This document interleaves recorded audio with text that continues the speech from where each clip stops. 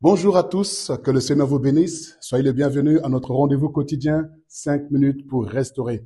En ce mercredi 3 septembre 2025, nous voulons continuer notre thème, à savoir la repentance. Un nouveau texte ce matin, Actes au chapitre 3, à partir du verset 19, et on ira jusqu'au verset 20.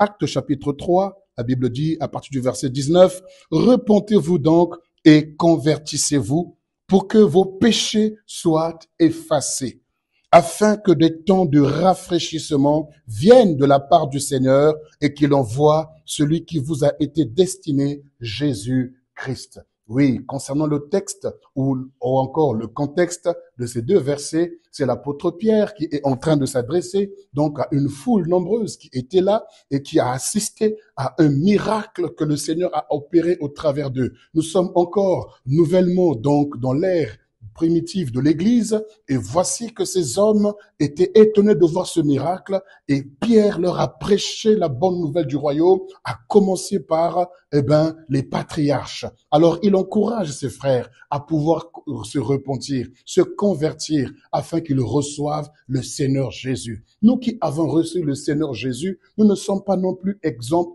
de la repentance. Et pour que nous puissions vivre de temps de rafraîchissement, pour que nous puissions vivre des temps de consolation, des temps nouveaux, une nouvelle saison, un nouveau départ, vivre une rentrée extraordinaire, glorieuse, il nous appartient de vivre la repentance. La repentance n'est pas forcément publique, mais la plus vraie repentance, elle se passe dans notre intimité, dans notre relation avec notre Dieu. Tu n'as pas besoin de crier sur les toits parce que tu connais ta relation avec le Seigneur. Tu sens que pendant un moment, il y a que la tristesse autour de toi. Tu sens que tout est sombre autour de toi. Tu n'as plus la joie. Tu n'as plus le sourire comme autrefois. Tu n'es plus épanoui. Tu n'as plus le désir même d'aller au culte, de servir ton Dieu, de faire du bien autour de toi. Tout est lourd autour de toi. Tout te semble être fatigant. Tout simplement parce qu'il y a comme un poids du péché qui est là,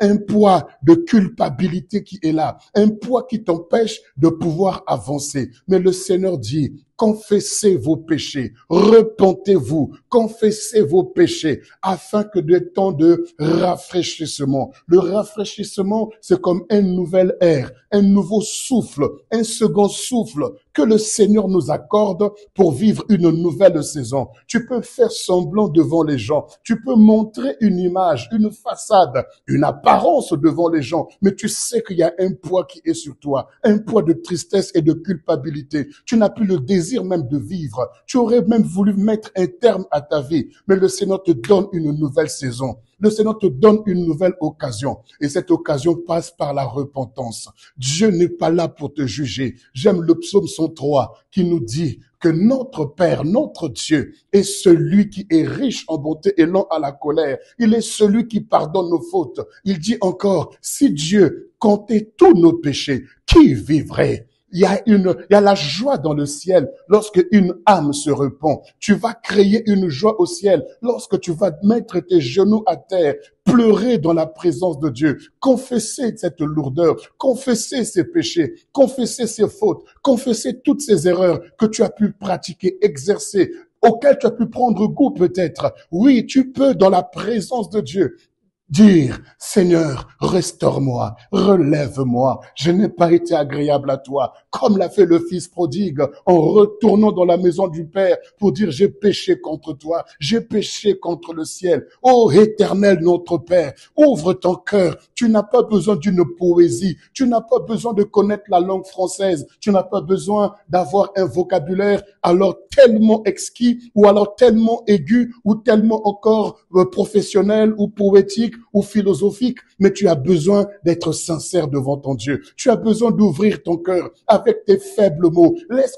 que ton cœur s'exprime devant le Seigneur. Il ne faut pas que la lourdeur continue. Il ne faut pas que la souffrance continue à ronger ton cœur. Oh oui, déchire ton cœur devant le Seigneur. Repens-toi. Oui, convertis ton cœur, convertis tes pensées afin que des temps de rafraîchissement, des temps de consolation, des temps de restauration, des temps de renouvellement viennent vers toi et que tu fasses une rentrée glorieuse, que tu recommences une nouvelle saison. que tu recommences une nouvelle, un nouveau départ, un nouveau temps et que le Seigneur t'apporte une atmosphère glorieuse autour de toi. Je prie pour toi au nom de Jésus, que la paix de Dieu qui surpasse toute intelligence remplisse ton cœur et tes pensées et t'amène librement devant le trône de la grâce pour que tu cries à lui. Les hommes pourront te juger, mais le Dieu que je sers, le Dieu que tu crois, à qui tu as donné ta vie, en qui tu te confies, ne pourra jamais te juger. Sois libre et exprime-toi dans sa présence. Que le Seigneur te bénisse et que le shalom de Dieu t'accompagne au nom de Jésus.